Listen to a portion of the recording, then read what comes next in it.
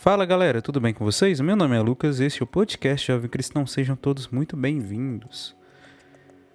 No mês do Sagrado Coração de Jesus, mês de junho, e com o mês também, que temos a solenidade de Corpus Christi, e além do Sagrado Coração de Jesus, do Coração Imaculado de Maria, gostaria de convidar vocês para uma reflexão comigo sobre o nosso coração, o nosso sentir e o nosso agir. E gostaria de trazer para vocês um textinho de reflexão do Dom Antônio de Assis, que em 2013 era bispo auxiliar de Belém do Pará. Eu não tenho certeza se ele continua sendo bispo auxiliar de lá, se ele assumiu com outro serviço pastoral, mas vamos lá.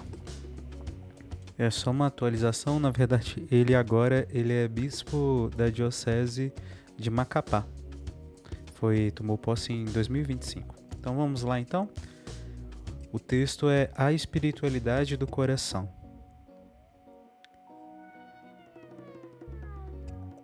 É de costume, no mês de junho, na Igreja Católica, se fazer uma especial memória do coração, o Sagrado Coração de Jesus e do Coração Imaculado de Maria. Imaculado Coração de Maria, perdão. Vivendo numa cultura muito marcada pela insensibilidade, violência, avareza, solidão, frieza nas relações humanas, vale a pena refletirmos sobre a beleza da espiritualidade do coração. O cristianismo é a religião do coração, ou seja, a religião do amor, da misericórdia, da paciência, do afeto. O coração nos fala do dinamismo da vida. Não admitimos uma vida sem coração e nem coração sem vida, sem paixão, sem dinamismo, sem amor. Quando queremos representar graficamente o amor, desenhamos um coração. Para a teologia, o termo coração não tem nada a ver com o órgão físico, mas é sinônimo de consciência e interioridade. Coração se refere à personalidade de alguém caracterizada por suas virtudes, sobressaindo a bondade, a ternura, a compaixão, a misericórdia, a generosidade. O coração, biblicamente falando, é a sede da inteligência, da fé, dos afetos, dos sentimentos, da vontade, da intimidade e da relação com Deus. Por isso, só Deus conhece o conteúdo do coração de uma pessoa. Diz o ditado: o coração dos outros é terra que ninguém pisa. É terra que ninguém pisa porque é invisível, íntima, faz parte do mistério da alma alheia. Sendo terra que ninguém pisa, é sagrada e, por essa razão, deve sempre ser respeitada e preservada. O uso do ícone coração é abundante na Bíblia. Deus ama os corações sinceros, sem cera, ou seja, sem falsidade, e lhes ensina a sabedoria. A gente confere isso em Salmo 51, versículo 8.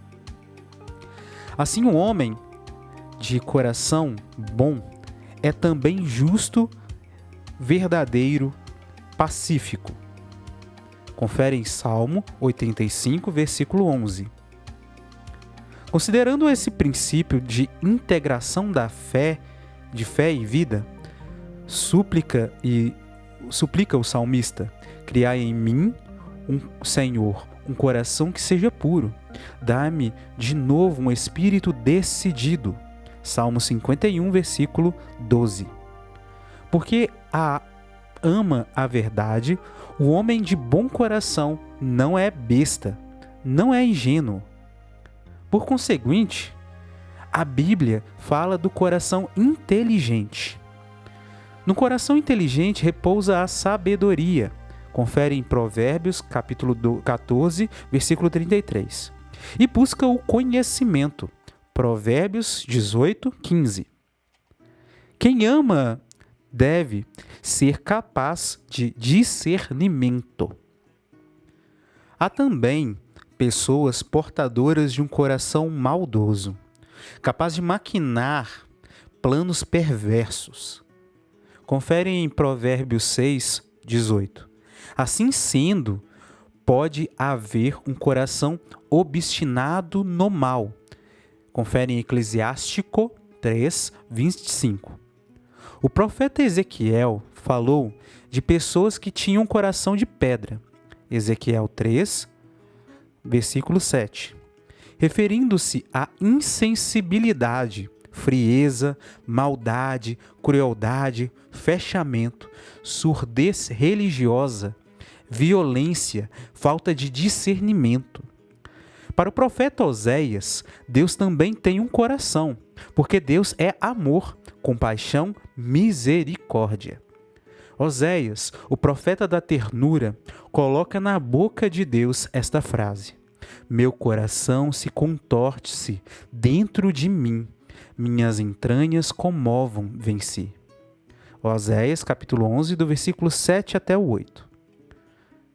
Portanto, o coração que ama se alimenta das atitudes divinas. Quando falamos do Sagrado Coração de Jesus, estamos nos referindo ao modo de ser, sentir, pensar e agir de Jesus, marcado pela bondade, misericórdia, tolerância, paciência, integridade, generosidade, mas também firmeza, justiça e verdade. O ícone coração sintetiza a paixão de Deus pela salvação da humanidade, capaz de tudo suportar. Quem é devoto do largo coração de Jesus não pode viver com um coração estreito, mesquinho, maldoso. Por isso, numa das bem-aventuranças, Jesus declarou: felizes os puros de coração, porque verão a Deus. Mateus 5, versículo 8. Aquele que tem um coração puro não se deixa levar pelas próprias tentações maldosas e nem contribui com as injustiças alheias. Não há, portanto, santidade cristã sem a prática da vontade de Deus, que é o mandamento do amor. Sem coração não há autêntica fé. Deus nos livre de uma experiência religiosa sem coração. Essas foram as palavras de Dom Antônio de Assis Ribeiro, atualmente bispo da Diocese de Macapá. Bom, pessoal, eu trago esse texto aqui para ajudar a gente a refletir um pouquinho sobre o nosso coração e em comparação ao coração de Jesus. Tem aquela passagem clássica, né? Lá em Mateus capítulo 11, versículo 28, logo após, né, que Jesus vai falando, louvando ao Pai, bendizendo ao Pai, lá no versículo 25, eu te bendigo, Pai, Senhor do céu e da terra, porque escondestes essas coisas aos sábios e entendido e as revelaste aos pequeninos. E aí quando chega lá no versículo 28, ele diz assim: vinde a mim, vós todos que estáis aflitos sobre o fardo, e eu vos aliviarei. Tomai meu jugo sobre vós e recebei minha doutrina, porque sou manso e humilde de coração, e achareis o repouso para as vossas almas, porque meu jugo é suave e o meu peso é leve. Bom, nesses dias, né, para quem chegou a acompanhar, pelo menos ontem e hoje, a liturgia diária, tem dito muito sobre a nossa prática, a nossa fé em relação às outras pessoas, né? A nossa prática de vivência mesmo da fé. Quando ontem, né, se eu não me engano, foi ontem mesmo, no Evangelho, dizia sobre, no Evangelho da liturgia diária, né? Dizia sobre o amar os inimigos. Entendendo que o coração é a sede também dos sentimentos, né, dos afetos, sentimentos, da inteligência da fé, da vontade, né, como disse o Dom Antônio de Assis Ribeiro, o nosso coração tem esse poder de tomar a decisão de amar ou não amar, de acolher ou rejeitar. Vem do nosso coração. A gente pode ter o sentimento que for. Pode ser que a gente se sinta triste, angustiado, dolorido por causa daquilo que o outro fez com a gente ou fez com aqueles que a gente ama. Mas a reação nossa, ela vem também do nosso coração. Por mais que tenham partes nossas que são partes meio que do mecanismo inconsciente nosso, de ação, de reação, coisas que meio que não estão no nosso controle. Agora, a nossa vontade, a gente consegue controlar. No sentido que, né, o próprio Jesus ele disse, né, sobre o pecado, que o pecado não é o que entra pela boca, né, mas aquilo que brota do coração. É do coração que vem a maldade. Então, quando alguém me machuca, a forma como eu vou retribuir aquilo, primeiro passa internamente em mim, biblicamente pelo coração. Mas se for falar biologicamente é o cérebro, né? Mas isso aí a gente não vamos entrar em detalhes não. Mas nesse sentido, considerando que como que está o nosso coração, é o nosso coração. O nosso coração que está em um processo. Quem é cristão, que tomou decisão de seguir a Cristo, e que está lutando todo dia contra o pecado, entende que está no caminho. Ou seja, não chegou a ter um coração perfeitamente semelhante ao coração de Jesus, porque isso, quando a gente chegar lá, quer dizer que Deus já está quase chamando a gente para o céu, né? Mas o desejo dele é isso, é a nossa santificação. E ao mesmo tempo, voltando cá, a gente não está perfeito, não é perfeito, mas o coração de Jesus, ele é manso e humilde.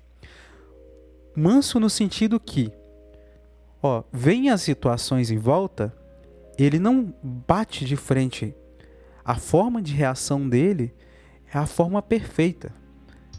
Tanto que, por exemplo, o São Paulo, que na época era Saulo, justamente aquele que perseguia os cristãos, e Jesus ele mesmo falou, porque persegue a mim, quando Paulo perseguia os cristãos, Saulo perseguia os cristãos, né, que é o nome antigo dele.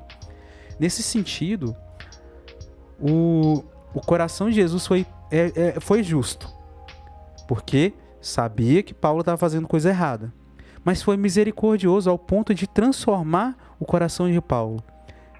Jesus, ele tocou o coração de um dos discípulos, um dos seus seguidores, para ir lá batizar Paulo.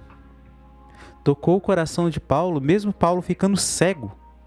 Jesus usou daquele servo dele, de um dos seus seguidores, para curar Saulo.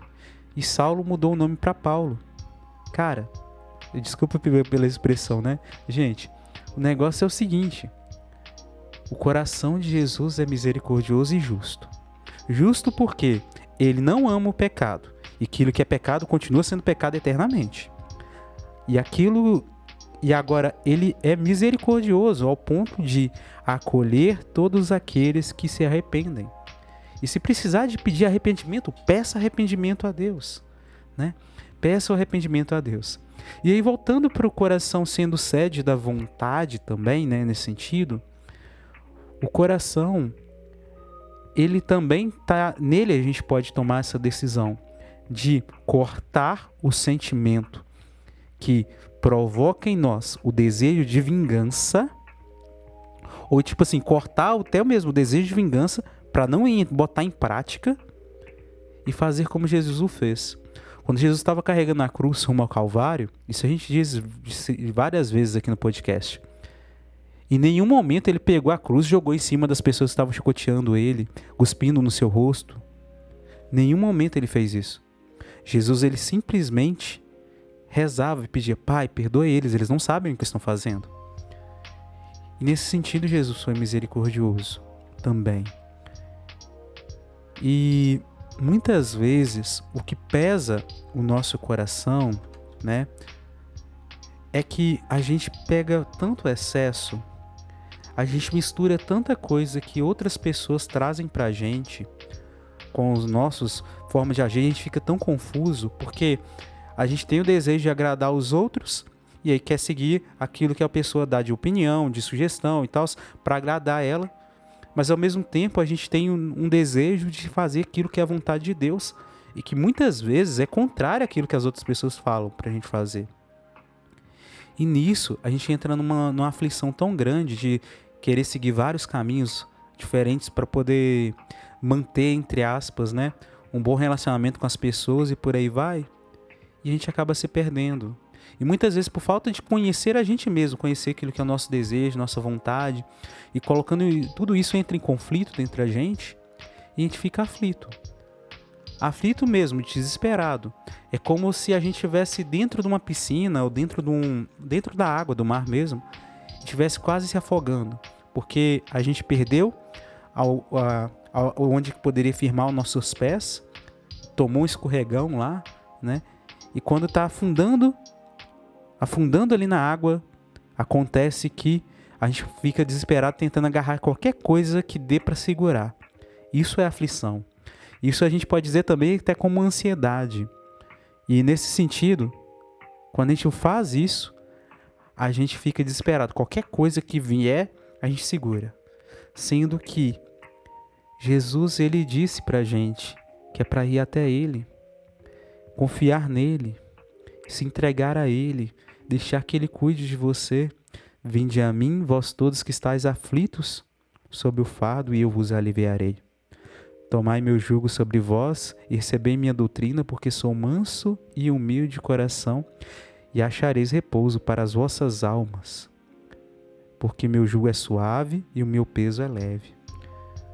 E aí que vem o detalhe. Quando a gente coloca a lei acima do amor, quando a gente coloca o medo, o desespero, o querer agradar os outros, o querer aparecer para as outras pessoas, acima do amor que a gente deveria ter a Deus, tudo pesa, tudo pesa. Por quê? Quando eu amo a Deus, eu coloco minha confiança nele. Porque para a gente agradar mais a Deus, a gente tem que confiar mais. Disse Jesus a Santa Faustina, né? Jesus misericordioso. E para a gente agradar a Jesus, a gente tem que fazer isso. Confia nele. E confiar em alguém, a gente pode pegar a dinâmica de duas formas. Como se eu pegar um objeto que é meu, de muito carinho, né? Que eu aprecio muito, eu entregar nas mãos da outra pessoa para as outras pessoas cuidar, né? E se confiar na mão do outro, é a mesma coisa quando a gente é criancinha. Não sei se você teve essa experiência, né? De que quando você está muito cansadinho, aí você não está conseguindo aguentar andar, está machucado, alguma coisa assim, seu pai ou sua mãe, sua avó, seu irmão mais velho, seu amigo mais velho e tal, pega você no colo. Você confia o teu corpo aos cuidados daquela pessoa. Ou seja, você se entrega, até coloca todo o teu peso, de certa forma, em cima dos braços, dos ombros dessa pessoa que está te carregando. E assim é a nossa relação com Deus. Jesus, ele quer que a gente faça essa confiança. Só que é aí que tem o detalhe, né? Parte do processo é confiar. O desejo de Jesus é que a gente confie nele.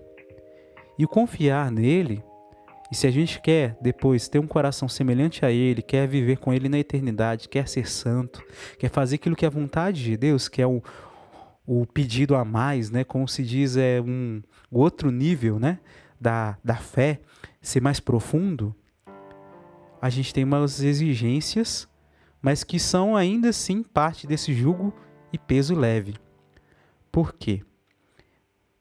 Leve e jugo suave, porque é simples. E Jesus, ele vai dar força para a gente.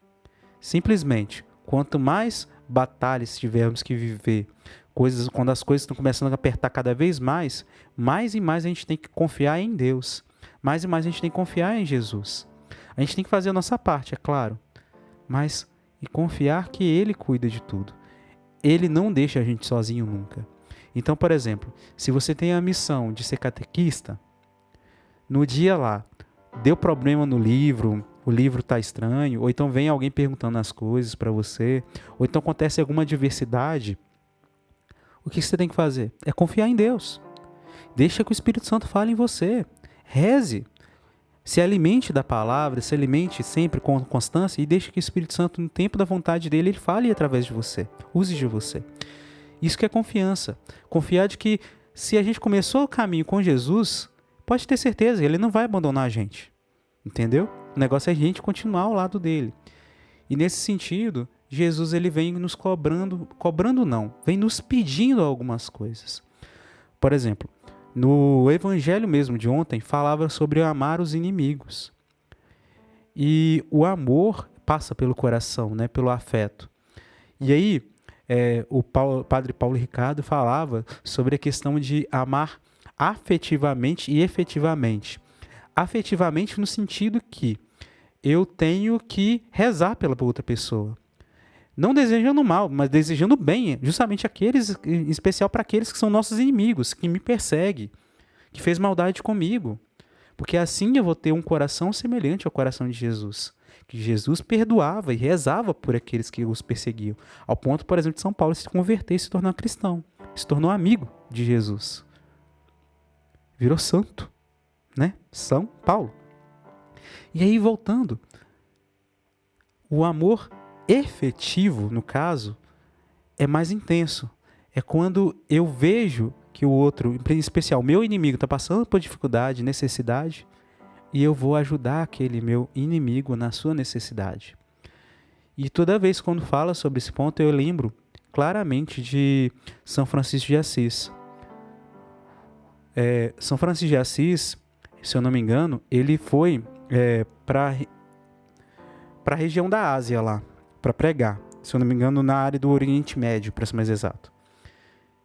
E lá ele começou a cuidar também de pessoas que eram de grupos inimigos, que estavam em guerra, né? Ou perseguição aos cristãos, o pessoal lá do Oriente Médio lutando contra o pessoal da Europa ali e tal. Estava tendo vários conflitos. E aí o que acontece? Ele olhou para o outro, a necessidade do outro, e ajudou o outro. Então, nesse sentido, Deus ele não cobra da gente, não obriga a gente a fazer isso, mas nos pede. Se você quer seguir, se você quiser viver uma fé mais radical, mais profunda, mais íntima comigo, imita meu coração, porque o seu caminho, a verdade e a vida. Imitar o coração de Jesus é isso, é rezar. E o que mais tem valor para Deus não é o sacrifício nosso de fazer jejum, de fazer penitência e tal, grande. Mesmo que elas sejam úteis e necessárias, é claro. Mas mais valor ainda são as nossas obras de caridade, nossas obras de amor, de misericórdia, ou seja, o amar. Então, se eu perdoar o meu irmão e ajudar justamente aquele, a fazendo bem para aquele, na necessidade dele, sem ir contra a minha fé, né? Sem ser injusto, né? Ser justo no caminho certo da fé, reconhecendo aquilo que é o certo, fazendo aquilo que é o certo. Se eu ir lá ajudar meu irmão, que me machucou, tem às vezes mais valor ainda do que talvez o jejum que eu for fazer. De não ficar sem jantar um dia em oração. Sabe por quê? Porque sem caridade a gente não vai para o céu. Sem o amor a gente não vai para o céu.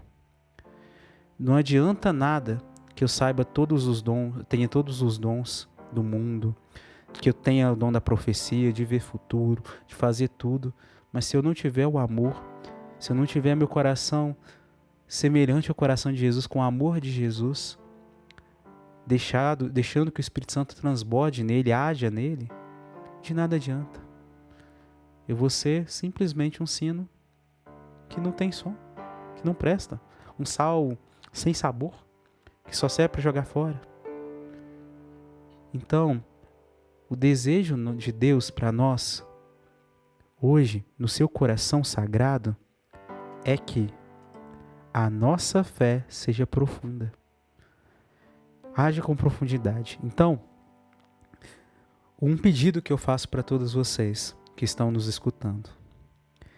É um pedido e até um desafio para todos nós. Não importa qual grau que você chegou na fé. Agora, o pedido de Deus para a gente é profundidade. Então, vamos fazer um esforço da gente viver as coisas com profundidade. Se a gente reconhece que tem uma situação que está incomodando a gente na Bíblia, na palavra, quando a gente lê, escuta o Evangelho e tal, vamos rezar ali naquele ponto e vamos falar para Jesus. Jesus, por que isso me incomoda tanto? E pede ajuda mesmo. E bota aquilo em prática, aquele Evangelho. Se Jesus está pedindo para você fazer alguma coisa em especial, reza isso no teu coração. Reveja como está a tua vida e viva com profundidade. Então, por exemplo, se você vai servir na catequese, sirva com amor e profundidade. Vai lá por amor a Jesus mesmo, de coração aberto mesmo. Se você é chamado para pregar em algum lugar, viva aquela pregação que você está rezando ali para pregar. Vai confessar teus pecados, mas confessa da melhor forma que você puder. Na hora que você for rezar, às vezes uma oração, uma Ave Maria só, de todo o coração, às vezes tem muito mais valor do que um rosário inteiro. Apesar que o rosário é muito importante, mas a oração com sinceridade, muitas vezes, tem muito mais valor. Então, em tudo que você fizer, coloque o teu coração.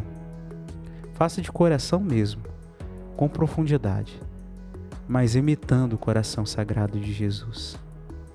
E creia que você não vai ser decepcionado, desde que você faça por amor a Deus. E você pergunte qual que é a vontade de Deus para você naquele momento, naquela circunstância da tua vida, naquele serviço, naquele projeto. Porque às vezes corre risco da gente confundir a nossa própria vontade humana com a vontade de Deus. E como que a gente vai ter discernimento?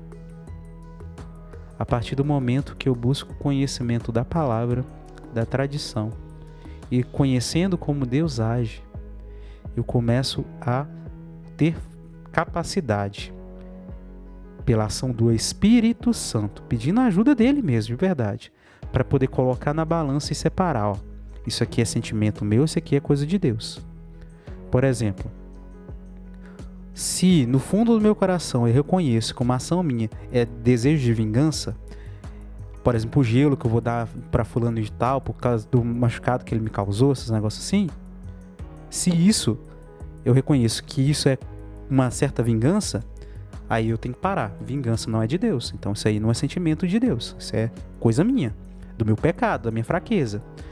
Mas acima de tudo, pecado é consentimento. Eu posso sentir vontade de me vingar, eu posso sentir raiva de alguém, mas se eu corto ali naquele momento sem pensar muito em como que eu vou fazer a vingança, sem começar a pensar como que eu vou fazer a vingança, ou até mesmo partir para ação, não tem consentimento, ou seja, não tem pecado, é só a tentação. Mas ao mesmo tempo eu preciso converter o meu coração, porque se aquela tentação está me vindo, é sinal de que justamente aquele ponto específico é onde está a minha fraqueza, onde que falta o meu coração se converter a Jesus, se converter a Deus. Então, com o coração aberto, vamos deixar que Deus conduza-nos pela força do Espírito Santo. E que o fogo do Espírito Santo que queima ali no sagrado coração de Jesus venha queimar em nosso coração tudo aquilo que é desejo ruim, tudo aquilo que é desejo de vingança, tudo aquilo que é maldade. E que Deus haja com sua misericórdia. Rezemos. Pai nosso, que estais nos céus, santificado seja o vosso nome. Venha a nós o vosso reino, seja feita a vossa vontade, assim na terra como no céu. O pão nosso de cada dia nos dai hoje. Perdoai as nossas ofensas, assim como nós perdoamos a quem nos tem ofendido. E não nos deixeis cair em tentação, mas livrai-nos de todo mal. Amém. Nossa Senhora das Graças, rogai por nós. E aí a gente continua esse momento. Em nome do Pai, do Filho e do Espírito Santo. Amém. Convido você então, se você tiver, tira um tempinho no dia de hoje, para pensar como que está a sua ação. Você tem agido como o coração de Jesus? Ou você tem sido tão distante do coração dele? Que Deus abençoe muito vocês, né? E a gente se fala, né, no próximo episódio. Shalom, a paz.